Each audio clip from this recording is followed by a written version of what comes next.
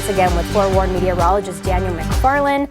So I'm sure everyone's anticipating the Super Bowl, but of course, how is the weather going to be? That's what people want to know, probably. We're going to have a lot of different things in between now and the Super Bowl, Angelique. So for today, you're starting to see that temperature get close to 60 degrees. Once again, the wind is not nearly as bad as what we've had. You can see it's calm, might see it come up a bit over the next couple hours. And then tomorrow is going to be another fantastic day. And that number you see right there could potentially be at 70 degrees whenever we get to this time tomorrow. And that's something we'll talk about in just a second, but there is going to be periods today where you could maybe see that wind come up to 15 or 20 miles per hour, looking between the hours of about 4 and maybe 6 for us to actually see that, but it's not going to be anywhere close to what we had before.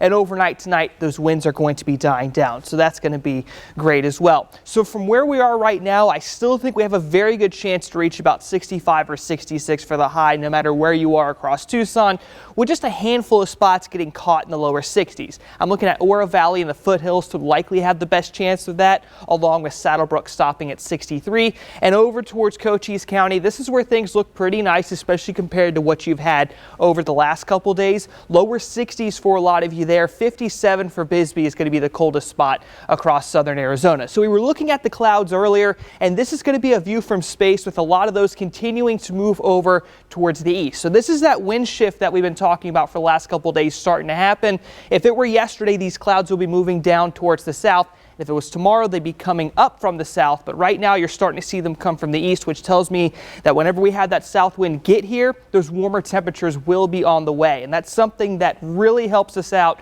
whenever it comes to high pressure where it is at the moment. So it's right over the four corners. So during summertime, this is when we get those 100-degree days. But since it's winter, we're going to see a nice little warm up headed our direction here over the next couple days with highs in the 70s. But there's something else working against us, and that's going to be a front that's right about here. So whenever you have high pressure and a front that close together, you tend to see some breezier conditions, and that's something I'm tracking mainly during the day on Friday. So whenever we get to that point in time, you can go ahead and expect wind gusts around 30, maybe 40 miles per hour, some blowing dust during that day. That should be gone by about Saturday. Then we're going to be tracking this low, which is going to bring rain chances to Tucson. Now, as far as any kind of snow for us in the city, that's not going to be happening, but we are looking at a 30% chance of rain for in that city. Lows down around 36 degrees after that. So at least, Angelique, we're not going to see temperatures dropping as far as they did with this last system, but a little bit of rain chance is going to be nice for sure. Yeah, a little bit of everything so far.